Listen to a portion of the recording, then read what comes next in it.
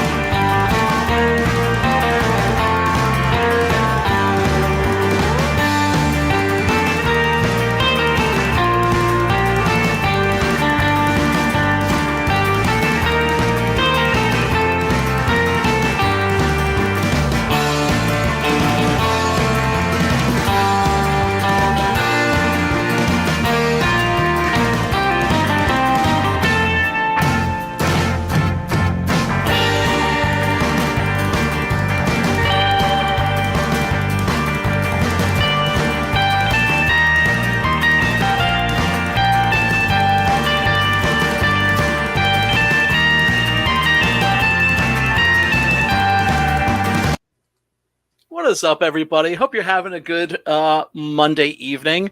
I wish I could say that I was. I'm feeling a little bit under the weather, but it's okay. Every day you wake up on the right side of the dirt is a good day. So anyway, thank you so much for joining me. I do appreciate that. Matt, I see you. I see you in the chat. What's up, brother, man? Hope you're having a lovely evening. Yes, a little under the weather this evening. So you're going to have to forgive me if I'm a little scatterbrained or if I cut the stream a little bit short. Now watch, I'm probably going to go on for like 2 hours about how awesome Giuliano Gemma is. Anyway, I wanted to do a Giuliano Gemma movie for some time now. And I was vacillating between, like, do I do A Pistol for Ringo? Do I do The Return of Ringo? Which is even better. Very different film. Do I do Day of Anger? Day of Anger is one of my all-time favorites, right? And or The Price of Power, or Arizona Colts, or Long Days of Vengeance. I mean, there's a lot of Giuliano Gemma westerns that are awesome. But I decided to do this one tonight, and it's And for a Roof, a Sky Full of Stars. And I guess I picked this one because I don't know why I picked this one. I guess I picked it because it's a personal favorite of mine, and because I don't think it gets enough love. I don't think it gets nearly the attention that it deserves. I mean, in many respects, it's a very minor spaghetti. It's not anywhere near as good as some of those other films I mentioned, especially The Return of Ringo, which is brilliant, which is basically a spaghetti Western version of the Odyssey, or I should say the last part of the Odyssey, where Odysseus comes home and kills the suitors and all that stuff. That's a great movie. Day of Anger, in which Gemma starred alongside, opposite the great Lee Van Cleef. That's an amazing movie. But for some reason, I've just always had a special place in my heart for And for a Roof, a Sky Full of Stars. This is by, well, first I should also, before I get into it, present the campaign that I am running, our sponsor, which is myself. Yeah, forgive me. Let me just do this really quick and get it out of the way. Because, hey, it's nice to pay the bills sometimes. I have a campaign on Indiegogo right now, which you should check out. If the link is not in the description, I will put it in the description later where you can check it out. This is for my book, Six Gun Guerrilla, Long Days of Vengeance. If you like comic books, if you like Western comic books, if you like gorillas, if you like Western comic books with gorillas, with gigantic hand howitzers, blowing very big holes in very bad people, this is very much the book for you. If you are new to the world of Six Gun Guerrilla, guess what? You are in luck because I have a tier for everybody. That is to say, you can get the first trade paperback and the second trade paperback together or separately. You can also get the individual issues, the floppies, issues 1 through 10 as well. And like I said, there's a little something for everybody because I'm not a double dipper. And if you want to kick the tires and see if this is a book that is up your alley, guess what? You can click on where it says free digital download right here. And it will take you to, surprise, a free digital download of the book, a free PDF version, because I always believe that shows confidence in my product. And also, you know, it gives people a chance to kick the tires and see if this is something you want to drop a little money on. It's a really great way to support this stream and your boy here. So anyway, enough of that. Enough of the shilling. And let's go check out... Oh, Matt just dropped the link in the chat. Thank you, brother, man. I do appreciate that. But yeah, let's talk about And for a Roof, a Sky Full of Stars. This was a movie that was by, Giulio Petroni. And once again, a director who made movies that are way more significant than this. Death Rides a Horse. That's easily top 20. Maybe even top 10 greatest spaghetti westerns ever made. Tepepa. That's a really great Mexican Revolution spaghetti with Thomas Milian. And Orson Welles is actually in that too. But I don't know. There's just something about this movie that I always thought was special. It is not one that really, as I said, gets, I think, the love that it deserves. And it certainly doesn't get the even the attention, you know, like one of the things I often do before I do these streams, I always go to my go-to books on the spaghetti western subgenre. And Alex Cox in his 10,000 Ways to Die, this was, I mean, he just completely dismissed this movie as just like, oh, it's a buddy picture, right? He always, like, he can't stand any spaghetti western that's not dark and bleak and political. And, you know, much love for Alex Cox. He's definitely one of the great scholars of the spaghetti, that for damn sure. But, you know, he's, you know, we differ in tastes considerably. I always thought it was a little, you know, his tastes run a little more serious than my own do.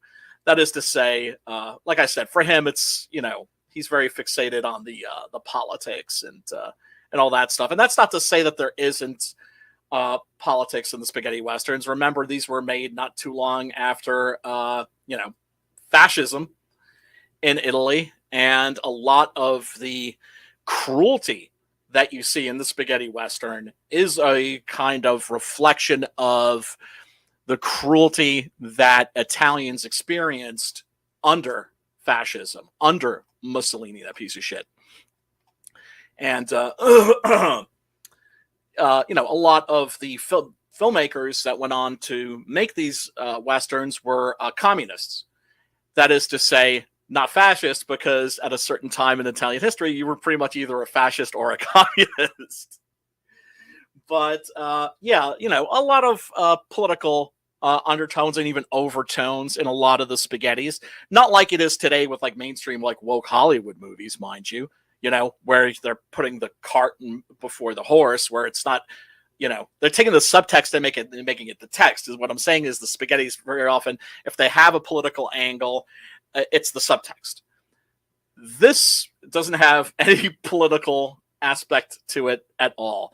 It's very much a buddy movie, to be perfectly honest. You've got Giuliano Gemma, who was already quite the movie star when he made this. Gemma, really interesting guy. He was somebody who was born in fascist Italy, and I think he was in Rome. He and his parents, when he was playing one day in the grass and stumbled across a unexploded American bomb. I mean, remember, this is during World War II. And so he came across this bomb that was just sitting there in the grass, and I guess he must have been fucking with it or something, because it went off, and it went off in his face. And son of a bitch was lucky, because not only did he survive, it gave him just a little scar right on his cheek. And son of a bitch, when he grew up, that scar on his cheek, it made him even more handsome. I mean, it's crazy. It's crazy, but yeah, he was very lucky in that regard. Unfortunately, as it does for many of us, his luck ran out. He died in 2013 in a car accident. Actually, on October 1st, which is my birthday. What can I say? He was making movies all the way up to the end, and was a very beloved screen presence in Italian films. I don't know if he learned English. If he had, he could have been a star in America too, I think, because Gemma was one of those cats that just had charisma out the ass. When he was on screen, it was very difficult for you to take your eyes off of him. And he was always interesting and entertaining. Gemma also had this quality that is very rare amongst male actors. That is to say, he was a ladies' man and a man's man at the same time. That is to say, if you were a chick, you wanted to date him, and if you were a guy, you wanted to have a beer with him. He was just that kind of a dude. And it's very rare that you find screen personalities like that, and he was just one of them. He was somebody that was very self-consciously coming from the tradition of the great American movie stars like Burt Lancaster and Kirk Douglas, which is to say he was intensely physical. He would do all of his own stunts. Well, I don't want to say he did all of his own stunts, but he did a lot of his own stunts. When you see him in these pictures doing flips through the air and in the fight scenes, it's always him. I know that he came from a background that involved. I think he was in. I know he was a gymnast. I think he was also a circus performer. Let me go to the good old Internet Movie Database. Tommy, what up? I see you in the chat too. Thank you so much for hanging out. Gonna run a trailer here in a minute. Now, I'm not feeling quite up to snuff if I'm falling back on the Internet Movie Database rather than freestyling, because I kind of take pride in my mutant ability to just absorb useless movie trivia. Yeah. He was a bit of a jock. He was into boxing, gymnastics, tennis, worked in the circus, and when he was in his teens, he discovered a passion for the cinema. And yeah, his idol was Burt Lancaster. And I think he had some really small roles, as a lot of these actors did. Like I think he's in Ben-Hur, but he's like uncredited. He's like blink and you'll miss him, that kind of a thing. And it was actually Duccio Tassati, the director of tonight's movie, who gave him his his first role and his first lead role. And he also cast him in A Pistol for Ringo, which was the movie that really made Jama a star. And that's a great movie. I think originally that part was supposed to go to Robert Woods. And it's pretty funny because if you look at this poster right here for tonight's movie, that actually looks less like Jama and more like Robert Woods, which is kind of interesting.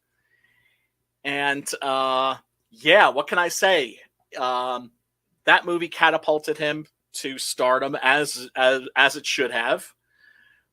And he ended up being in a lot of really, really great Italian Westerns. So many good ones, man. But like I said, there's something about and for a Roof, A Sky Full of Stars that has always had kind of like a little bit of a special place in my heart. What can I say?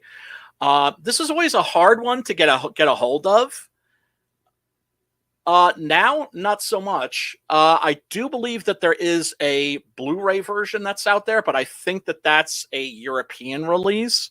I don't think it's been released on Blu-ray domestically. However, one of the things I always try to do in the stream is I always try to provide a link to the movie where you can watch it for free. And so if you click the link in the description below, it will take you to a YouTube video that is a pristine a rip of this film, and it's really actually I think better than the DVD version that I own. And what up, Tommy? There's no plan is my motto most days. Yeah, I hear you, brother. I hear you. So let's take a really quick look at the trailer for this. Now, of course, I do have to stop the trailers and all that other stuff. You know, every like 12 seconds or something, I'll get yanked off the air. You know what? Today, I don't care. If they yank me, they yank me. That's all good. But just, you know, if I pause every now and then, you know what's up. Yes, and this is for my good friends at the Spaghetti Western database. As you can see, the URL is right there. If you want to learn about spaghetti westerns, this is the best place to start. I really wish that when I was a kid, I had, well, first of all, I wish I'd had the internet, but I really wish I had the Spaghetti Western database, because the people there are fantastic and they're dedicated to the genre, and they're always letting you know about new releases that are coming out. And much love to those guys, because they also have not just one, but two top 20 lists. They have a top 20 spaghetti westerns and an alternate top 20. If you pick any of the movies on either of those lists, you can't go wrong. Those are all really, really terrific movies. We, of course, you know, fans and devotees, we debate each other over the merits. You know, this one's better than that one, and so on and so forth. But there's certain films that there's a general agreement on that they are true classics. So go and check them out. It's a wonderful website that is just steeped in information. But yeah, let's take a quick look at this trailer for And for a Sky. I'm sorry. There I go again. And for a Roof, A Sky Full of Stars.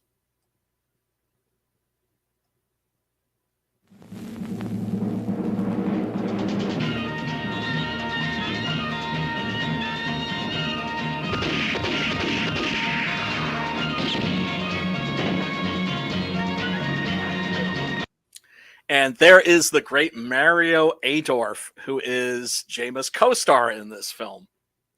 He's a little bit of a Bud Spencer. No, I wouldn't say he's a Bud Spencer to Jama's Terrence Hill in this. I don't think that's fair. Adorf was a really great actor. He's still with us. I think he's like 78 years old and still going as I think he's a novelist, and he's also a director. And then, of course, I think he occasionally still makes appearances as an actor, and he's probably best known to American audiences for his appearance in The Godfather 2. He actually turned down a role in The Godfather and said he regrets that to this day. But hey, he did accept the role for Godfather 2, and Godfather Part 2 is, as everybody knows, actually even better than The Godfather.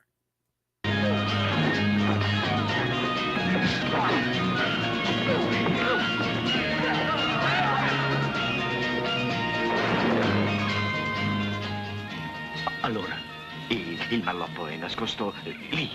Yeah, as you can tell, this is the Italian trailer. In giardino, sotto l'albero. Mentre io distraggo la vedova, tu scava. Yeah, it's a scene. We're going to get into this scene where James' character, Billy, although he's going under the name Tim, is seducing this really hot redheaded widow who's wearing a smoking hot black dress, booby dress, as I like to call them. And it's keeping Harry, Mario Adar's character, busy literally just digging a hole. Like where he insists there's some treasure, but of course there is none. But we'll see. That's kind of the norm for their relationship in this.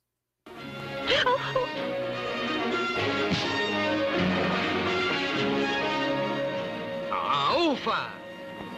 Ma che hai paura? Che scappo?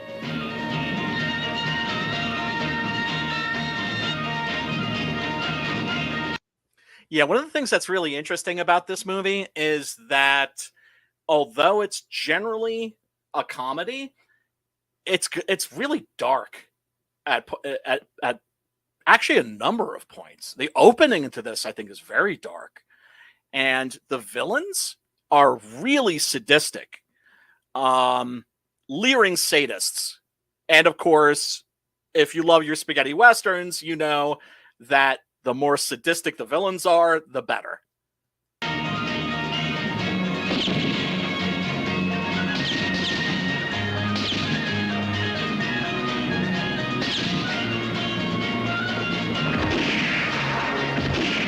God, I love these old spaghetti trailers. Aren't they great? I just love how they put in all these like animations and graphics and stuff. They're just they're very colorful and stylish.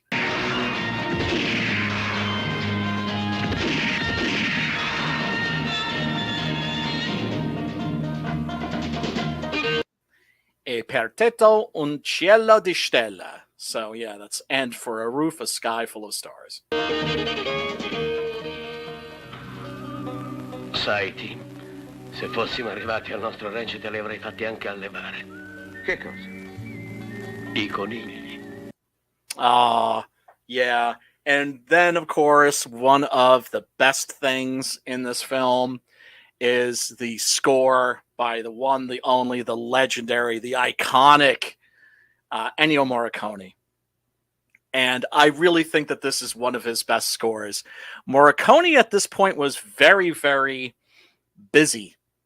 And so he was writing the scores for a lot of these films, but then was so busy he couldn't always conduct the orchestras for the recordings of the scores. So that task usually went to Louis Bacalov or Bruno Nicolai. And generally speaking, those cats too ate very well. They did very well for themselves during the spaghetti western period because they were the guys that you would get when you couldn't get Morricone. Conigli niente! Ma come rinneghi quello che hai promesso? Le promesse fatte col cappio al collo non valgono. E tu sei un bel figlio di cagna. Quante volte ti ho detto di non chiamarmi più così? Ma sei la prima volta che te lo dico. Ah sì? Allora scusa.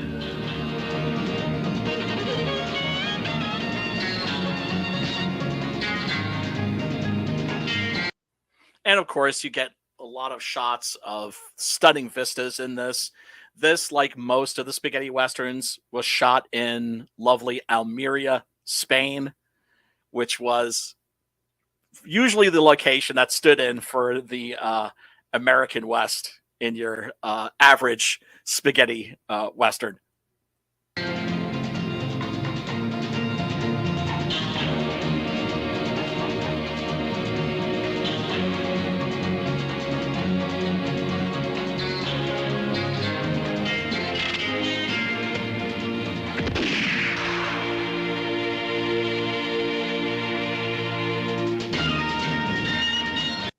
Yeah, as you can see here, this is very much a vehicle for Giuliano Gemo, although this is just as much Mario Ador's film.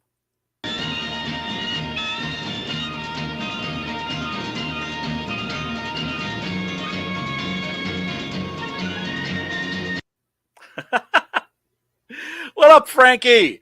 He says, "Hey Brian, hey chat. My spaghetti western name would be Flint Westwood. What would yours be?" I don't know. I know my porno name would be Dixon Poon for sure. Actually, you know what? I think that would be my spaghetti western name. That would be my name. My all-purpose name would be Dixon Poon. That's just like the manliest name I think I've ever heard. But yeah, thanks for hanging out, brother. Frankie, of course, a very big fan of Italian cinema and knows his stuff. So if I screw up, you can count on him to correct me.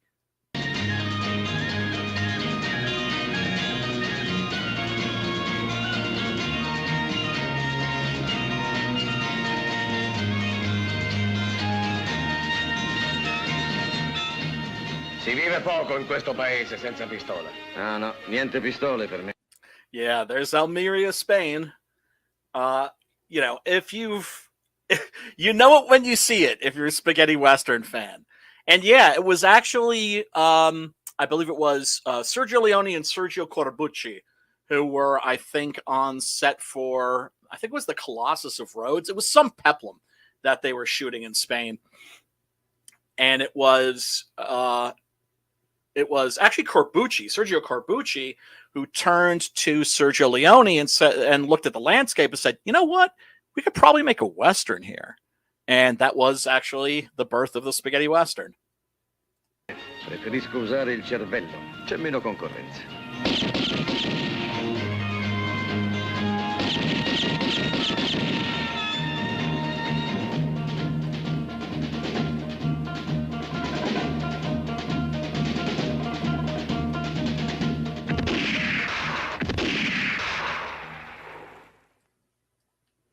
Yeah, I love that trailer.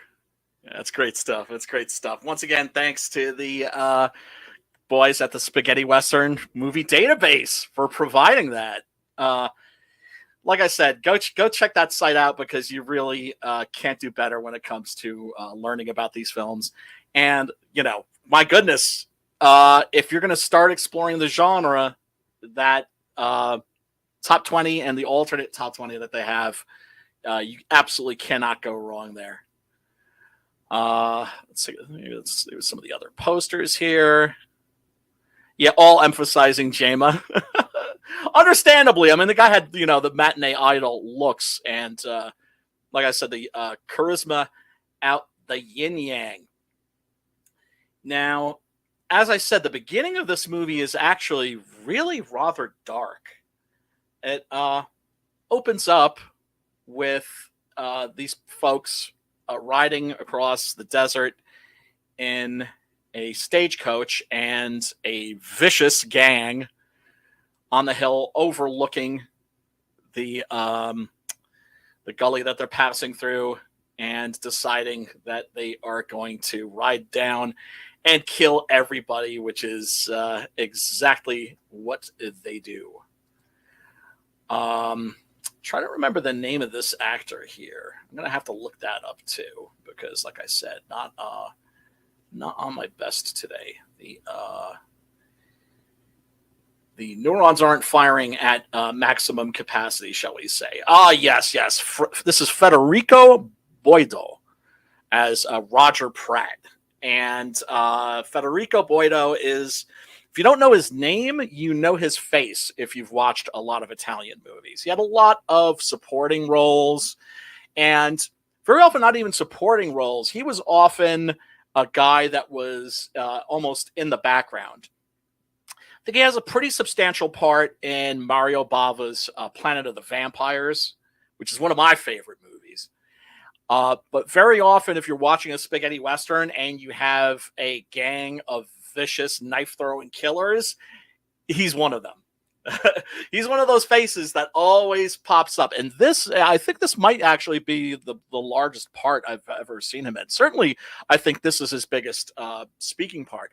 And he really is really terrific in this as the very gleefully sadistic son of a gang leader. And yeah, Frankie says, I love the high-pitched gun sounds of spaghetti westerns. Yeah, no, so do I. For the Six-Gun Gorilla trailer, the first one that I had, I actually made sure that each and every one of the gunshots was taken from these movies. You know, it's one of those things. It's like lingerie. It's just like, I know it's there. It was more for me than it was for the audience. I always like the kapaw that's in the Sergio Leone Man with No Name movies. But yeah, then of course you get these close-ups of the other killers. This guy looks like he's like Dick Tracy villain. You know, always these great, interesting faces. A lot of these guys weren't actors. That is to say, they weren't originally actors. They were stuntmen, Spanish stuntmen. And the Spanish stuntmen were legendary. Their feats are a wonder to behold in these films. These guys put their asses on the line to entertain us, and they did so in high style. Now, naturally, and you see this even with contemporary movies, if you're going to cast somebody as in a role as like a henchman, well, why not use a stuntman? That way, when he gets shot or he gets thrown out a window or something, you can use that actual actor, and it's going to look fantastic. So yeah, there's like a young lady that's riding in the stagecoach along with these two gentlemen, and the gang just shoot the damn thing full of holes. The young lady gets hit. Everybody inside gets hit. The coachman dies. As you can see, the whole thing is just riddled with bullets. And they open the door. Out falls this fellow who is wounded. And they just blast him, kill him. And they proceed to drag the bodies of the people inside out and dump them in the dirt. And they're looking for somebody. They're looking for Giuliano Gema's character, as it turns out. And this fellow says that, I heard that he was coming through here, and feeling rather disappointed, Mr. Pratt here, Roger Pratt, just blasts him and tells his boys, well, let's keep looking for him. And they take off, and the opening credits to the film start. And what can I say? The opening credits to this are absolutely beautiful. This piece of music by Morricone gets me choked up every time I hear it. It immediately goes to the fifis. It immediately goes and starts plucking my heartstrings. What can I say? And I'm going to play some of that for you. And if you aren't bawling, if you're not in tears, you have no heart. What up, Sim? Happy birthday, brother, man. Good to see you. Yeah, Frankie says, yeah, all these guys have weathered faces, which works in Westerns. Yeah, and the women are always hot. Yeah. But yeah, no, you look at these guys and their faces are like shoe leather because these guys were legitimate badasses. A lot of them were Spanish vaqueros, which is to say cowboys. And the stunt work that these guys did was just always impressive, always astounding. And even for years, there's actually a really good movie called 800 Bullets. That's by Alex de la Iglesia. And that's about Almeria, Spain, and a town where they shot a lot of these Westerns, and the stuntmen who appeared in these Westerns who are now old men. And they end up in a standoff with the police. If you are a spaghetti Western fan, you absolutely owe it to yourself to watch that. It's called 800 Bullets. But now let me go to this clip here. Yeah, I mean, Listen to that. Listen to that. Yeah, that's Morricone, who of course just passed away a few years ago. I have still my ticket. It is on my wall in a picture frame. I had a ticket to see Morricone back. This is before the Koepp.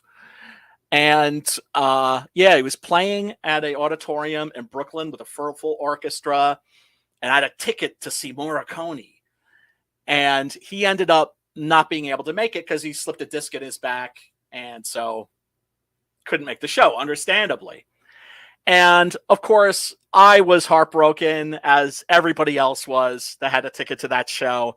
But I never, and of course, you know, they refunded your money, but I never threw that ticket out. I still have that ticket on my wall, and I value it. It is still a treasure to me, because even though I never got to see Morricone, I had a ticket to see Morricone. And, well, what can I say? I am a romantic that way. But yeah, speaking of romantics, listen to this beautiful, beautiful score by Ennio Morricone.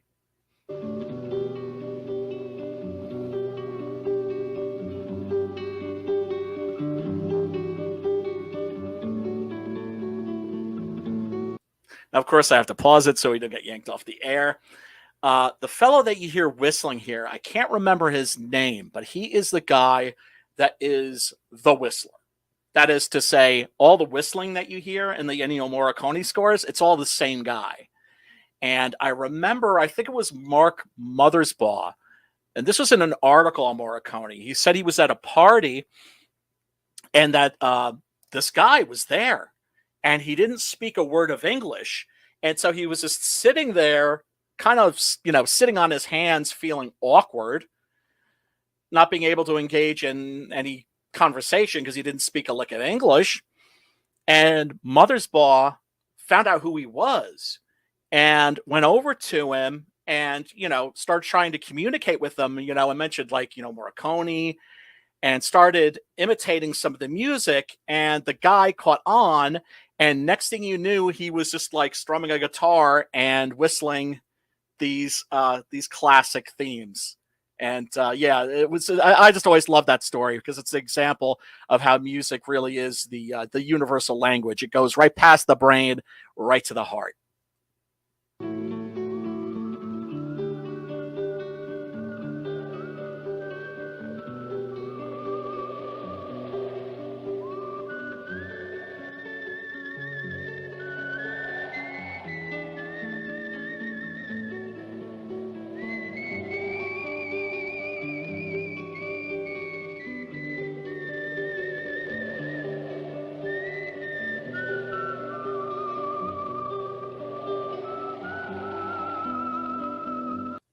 Ah, isn't that beautiful? Absolutely beautiful. And like I said, like a really dark opening. Um, you know, this young lady's been murdered. Her body is just lying in the dust. She looks beautiful, but then of course the dust is starting to accumulate on her face. And then a hand comes into the frame, and it starts brushing the dirt off of her face, and then it's kind of like stroking her cheek tenderly, and then we get this absolutely awesome, iconic introductory shot of Giuliano Gemma here. Yeah, let's take a look at that.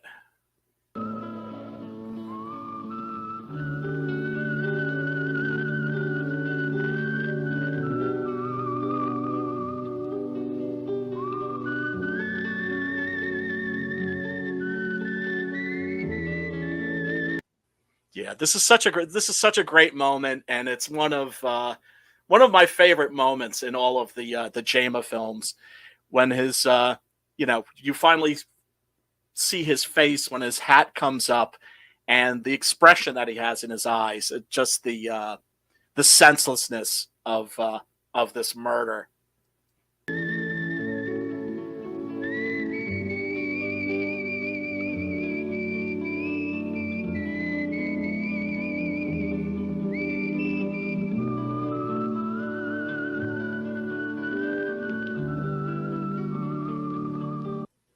Yeah. Isn't that beautiful? I'm sorry, man. I'm sorry. That every time I hear it, it's really one of Morricone's greatest moments, I think. And like I said, he didn't even conduct the orchestra for this. This was, I think, it was Louis Bacalov. I know it'll say in the credits. So he's just feels horrible. I don't know if he realizes that they were looking for him. I suspect he does. But it's just the senselessness of it all that just kind of overcomes him. And so he goes to the back of the stagecoach and grabs a shovel and starts digging graves. And he's feeling hot and sweaty, needless to say, in the desert, digging. And so he's like wiping the sweat off of his neck. And when he suddenly notices that he's not alone. And there's Mario Adorf's character, Harry, hanging out, sitting on a rock with his mule, having a little something to eat, just watching. And he just takes off his jacket, and as you can see, there's a pan there, the ones that they use for panning for gold. He's a gold prospector, so of course he's got digging equipment on him. And without saying a word, he just grabs a shovel, goes down, spits in his hands, and gets to work digging these graves. And then once they've put all these people in their graves, they gesture to each other, see you later, and they don't even exchange a single word because there are no words necessary. I just think it's a really wonderful, beautiful scene. Yeah, here it is. Music by Ennio Morricone, directed by Bruno Nicolai. Yeah, I knew it was either Bruno Nicolai or Louis Bacalov. It's one of those cats. But yeah, let's watch a little bit more of this scene because, god damn, that music, man.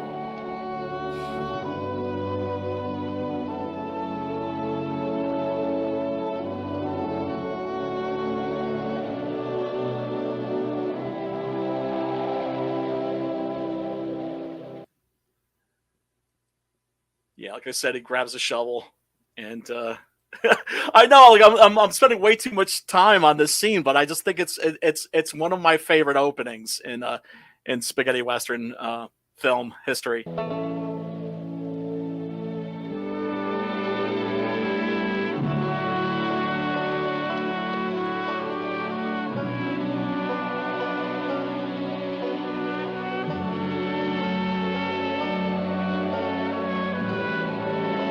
So, like I said, this is very much a buddy movie. That's one of the things that Alex Cox hates about this film. But what can I say? I think that there's a really great chemistry between Jema and Mario Adorf in this.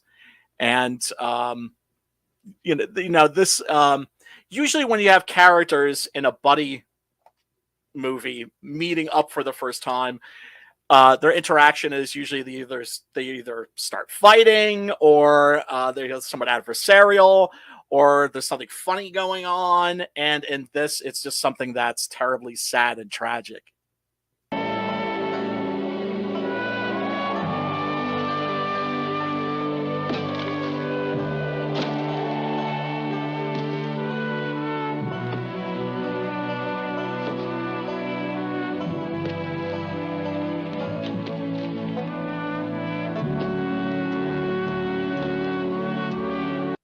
Luciano Fortini. Yeah, what can I say? Whenever I'm watching the opening or closing credits to Italian movies, I always have to say the names out loud.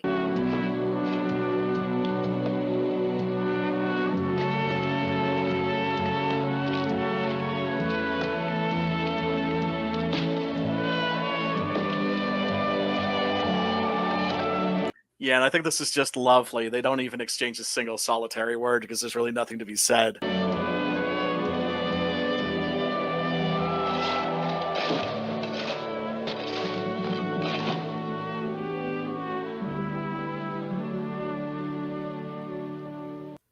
Yeah. Oh man. Ah, that music, man. That music. Absolutely.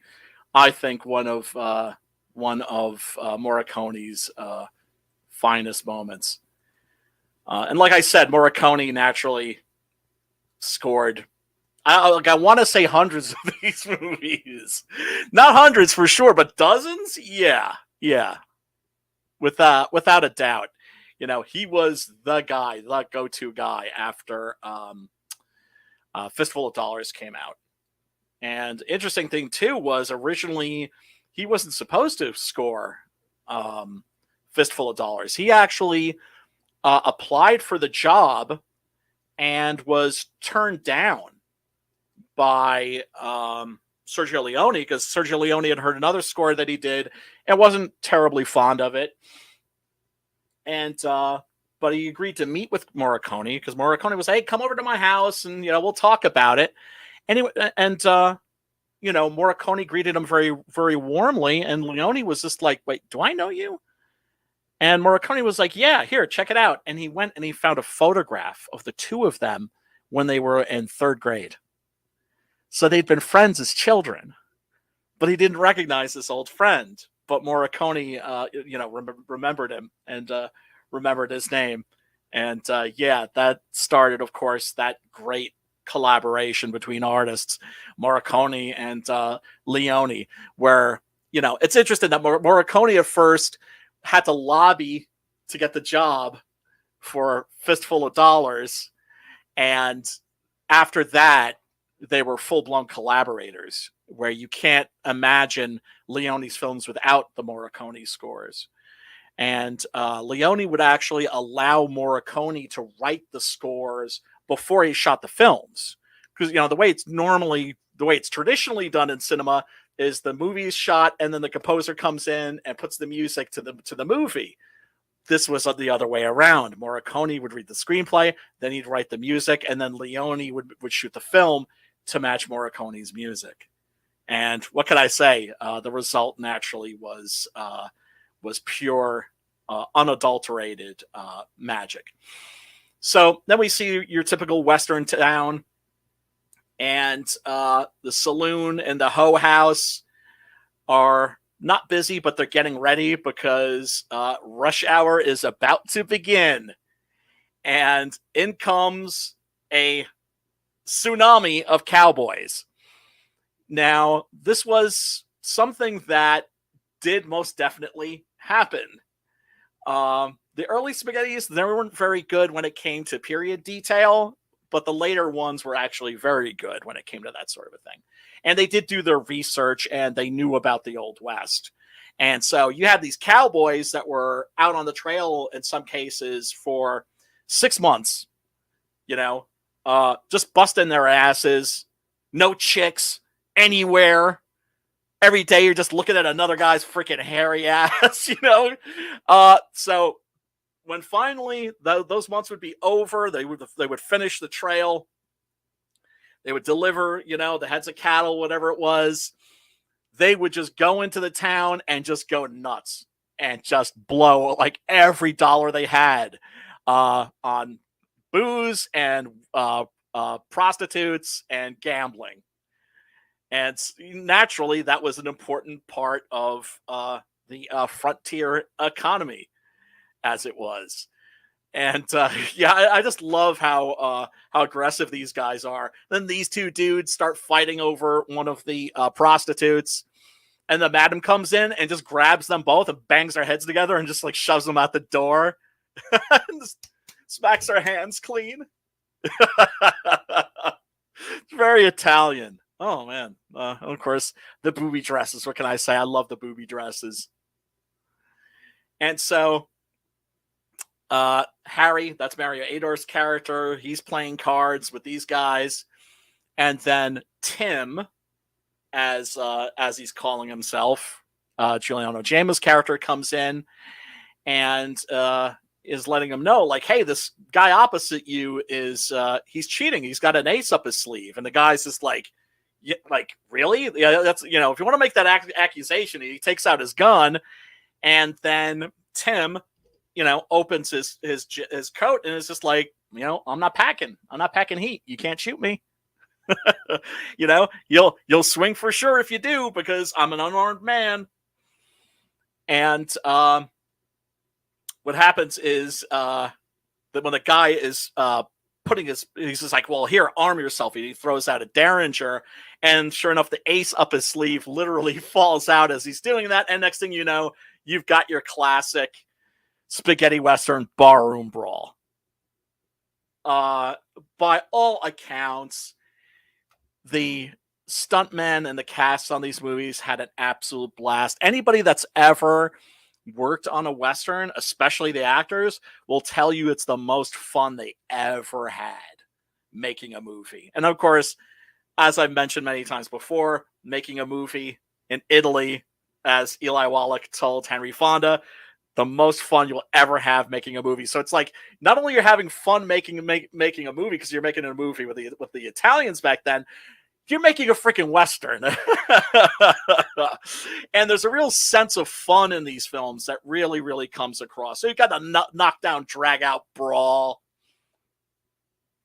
And so afterwards, you get thrown out on their asses, and Harry tells Tim, like, you're going around talking a lot of shit, and without a gun, and he's just like, yeah, well, look at my hands. I got bad nerves. He can't carry a gun. Wink, wink. We're going to find out otherwise. And so Harry gives Tim a stiff drink, whether that's going to come into effect into play later in a particularly good scene. And they go to see the mermaid, because there's this fella that we see when the cowboys are coming into town. It's the eighth wonder of the world. It's a mermaid, and you pay like 20 cents or $1 or something like that. You can see the mermaid. And so Tim takes Harry to see the mermaid, and there she is hanging out in her little tub of, I'm sure it must be salt water. And yeah, they had some wacky schemes and scams back in the Old West. And boy, this movie is all about Tim and his schemes and his scams, because he is a confidence man, and not a very good one, because he's not very experienced. And we find out later it's because he's actually an outlaw who wants to go straight. And that's why the gang are looking for him, because they figure that, he wanted to quit the gang, and the gang didn't like that. And so he killed a bunch of the guys, including two of whom were sons of the gang leader. So that's why they have such a hard on for him, why they're looking for him. So this is a really great scene. I just love this. Tim is telling Harry, like, look, dude, you've got that gold. You should put it in a bank. And he's like, really? Like, okay. Basically, the relationship between these two fellas is that Giuliano Gemma's character is a not very good con man, and Mario Adorf's character, Harry, is naive as fuck. I don't know if I want to say that he's stupid, but let's say that he's considerably less than worldly, because, the things that he'll fall for in this movie are astounding. And this is just a great scene where Tim brings Harry into this town where he says that there's a bank, and there's the sheriff, and there he is waiting for him in a rocking chair. And there's a blacksmith there, and, there's like people walking through the streets, and it looks like a pretty, run-down town that's seen better days, but it looks like it's an actual living town. Now, you see the sign there, Union Bank, gold price, $51.92 for 1 ounce. And there's the banker. And so, yeah, the place is falling apart so bad. Harry missteps, and his foot goes right through the floor, through one of the floorboards. And so he gives the banker his gold and he writes him a receipt. And he ends up leaving the town. And then once he's gone, everybody comes running and they file into, there's the mother with the children. All the townspeople come filing into the bank for their cut. And so Harry's like riding through the desert and he discovers there's a hole in his pocket and he lost the receipt. So he goes back to the town and the town isn't there anymore. He'd done been swindled. So, then we cut to a scene where the gang that's looking for Tim, they walk into a saloon, and Roger Pratt, played as I said by Federico Boido, is they demand some food, they get some food, and he's trying to cut his food with a knife, and he says, this knife's not sharp enough. And the woman here says, well, that's the only one we got. And he just like reaches out and just slashes her with the knife. And there you can see him smiling sadistically. And the villains in this are really, really great. And I love the juxtaposition of the humor with the really dark stuff, because the dark stuff in this is actually pretty dark. This isn't one of the Trinity movies, for instance, although it kind of predicts them in a way. And Frankie says, and they're eating well in Italy and Spain. Yeah, no shit, man. I always felt bad for Steve Reeves and the other muscle guys in the peplums, because in Italy, rather than having catering, everybody would get together and cook, and so everybody's eating this incredibly wonderful, delicious food. And then Steve Reeves, the guy who was playing Hercules, he would show up every day to set with a lunchbox, a metal lunchbox. And so he'd be off by himself, and he'd open up the metal lunchbox, and inside would literally be one leaf of lettuce. Everybody else is eating pasta. It looks like the most amazing Italian food you can imagine. Oh my God. And paella, and oh my goodness, man. Yeah, I'd be fitting to rip somebody's head off after a day of that. So Harry bumbles in, and these guys terrorize him a little bit, but don't get any useful information out of him. And so he finds Tim having bought or invested in the mermaid show, and this time it's a different mermaid, because I guess the mermaid changes every now and then. They find some other chick to stick in that ridiculous fish costume and then hang out in the water. Oh my goodness! I have to say, I do love period underwear on women. I do like the underwear that ladies were rocking in the 1800s. I just find it really cute. So he just wallops Tim, sends him flying, and he's just like mother effer, you took all my gold and you spent it on a mermaid show? Are you serious? And he's just like, yeah, man, well, it's an investment, it's gonna pay off. This is you're standing in a gold mine here. And Harry ain't having it, and so he smashes the fish bowl and starts tearing the place down, knocks down the pillar that's holding up the tent and everything. Goes charging headfirst at Tim, and ends up boom putting his head through the wall of the wagon. And that's pretty much the way that this movie goes is that it's Tim always running a scam, and Harry going along for the ride, always falling for his bullshit each and every time, getting screwed each and every time, and still falling for it each and every time. Like here they set up a bogus telegraph. This is a really funny scene, where they set up like some very official looking equipment. It's all just bullshit, right? And set up like a wire that goes to nowhere. And so they're taking messages from these people, and Jameis is like, tapping on the thing and like saying the words as he's tapping.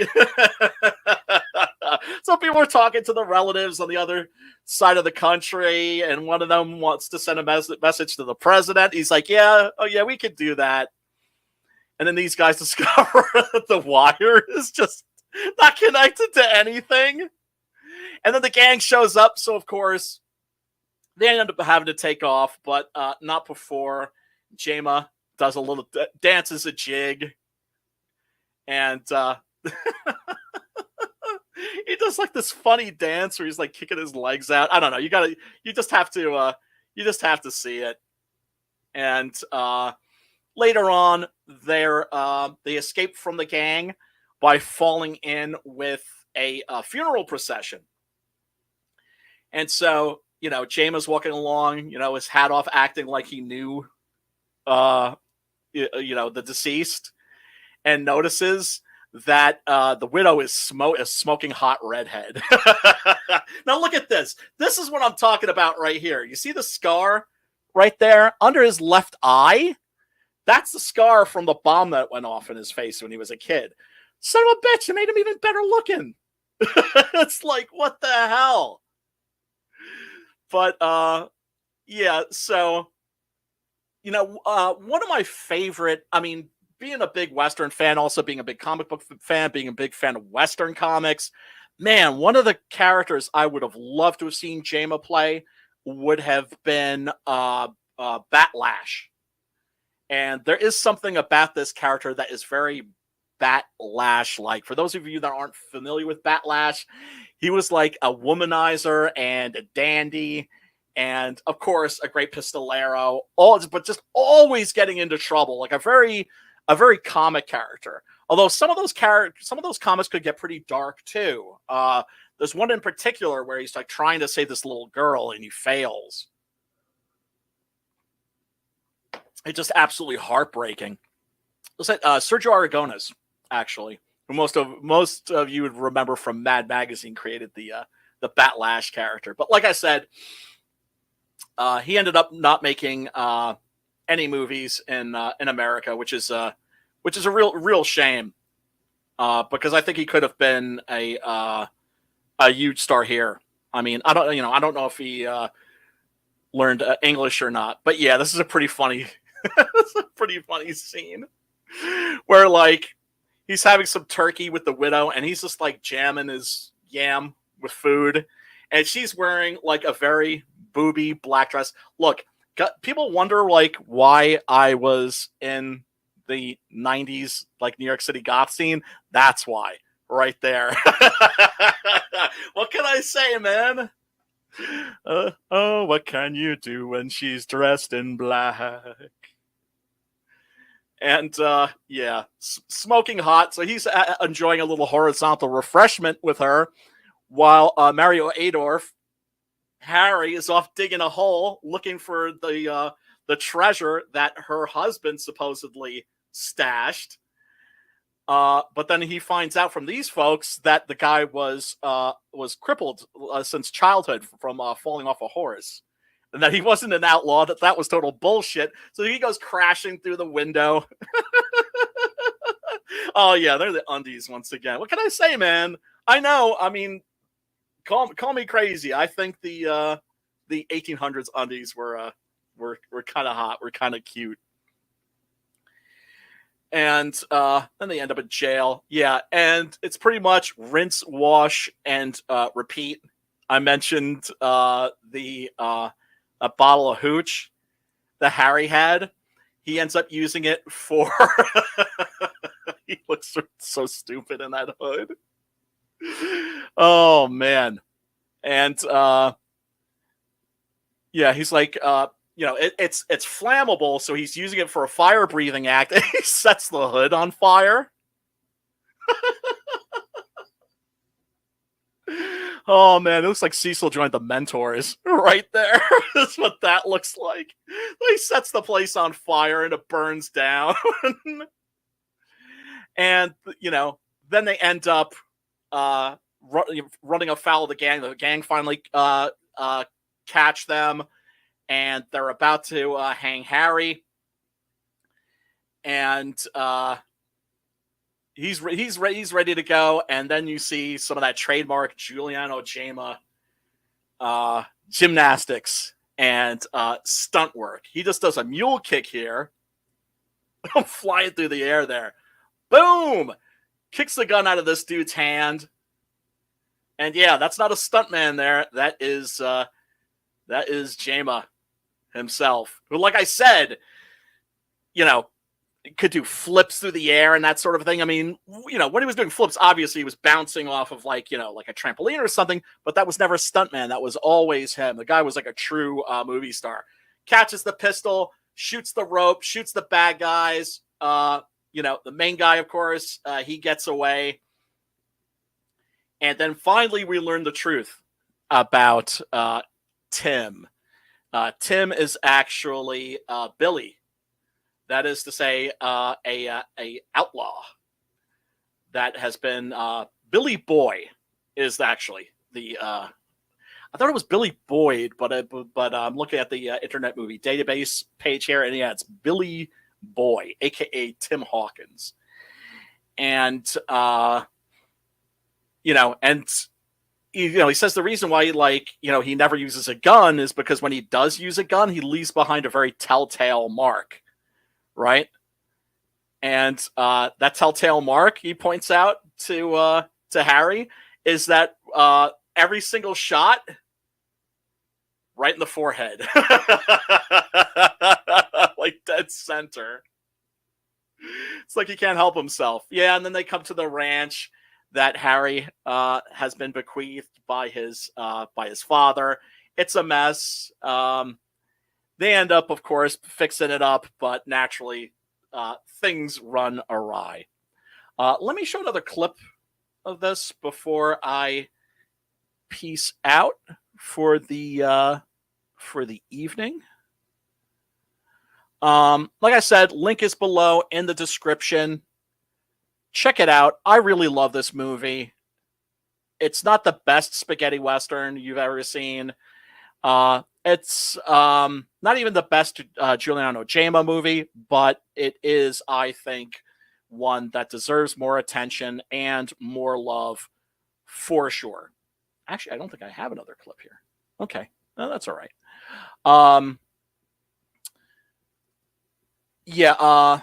I would love to get a Blu-ray copy of this. Like I said, I think that there's a European one out there. I don't think Arrow or any of the other domestic Blu-ray companies have put this out yet, but they've been busy, man. They've been, what can I say? It's the best time ever to be a fan of spaghetti westerns and Euro cinema in general, because these movies that used to be incredibly hard to find, you can find them very easily right now. And like I said, link below in the description where you can watch this for free. Okay, so definitely a big recommend for me. Check it out. A Sky Full of Stars for a Roof, also known as And for a Roof, A Sky Full of Stars. You say tomato, I say tomato. It's all good. What am I going to do next week? I should probably... maybe do Day of Anger. That way I could cover some Giuliano Gemma and Lee Van Cleef. Well, there's a bunch of them, man. Another Duccio Tessari movie, Death Rides a Horse. That's a great one. The one I really want to do is The Great Silence by Sergio Corbucci.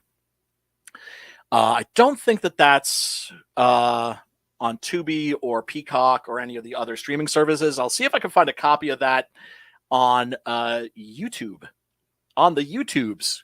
because that is an absolute must, and it's probably, I think, the best of the non-Sergio Leone westerns. You know, one of the caveats that you have when you are a fan of spaghetti westerns, and people ask you, you know, which movies should I watch? You know, you always tell them first all the Leone westerns, right? Because those are the best, and then it's just a question of breaking down the non-Leone spaghettis. Yes, yeah, The Great Silence. Yeah, no, I'll see if I can find a copy of that, because that is, as I said, I think the best of the non-Leone westerns. And actually, Razor Fist recently did a stream of his top 10 westerns and put The Great Silence at the top. Mike Barron also, I think, recently did a top 10. I got to do a top 10. I got to do a spaghetti top 10 or a spaghetti top 20. What am I waiting for? Anyway, folks, thank you so much for tuning in. I really do appreciate it. Smash that like button. Click the subscribe and ring-a-ding-ding-dong the bell for notifications. And yeah, go check out Six Gun Gorilla. If you like comics, it's a great way to support this stream. And also go check out Butch Cleaver, which is my man Matt's book, which is a weird Western for sure, and a hell of a lot of fun. Okay, folks, I'm out of here. I will talk to you next week. And until then, peace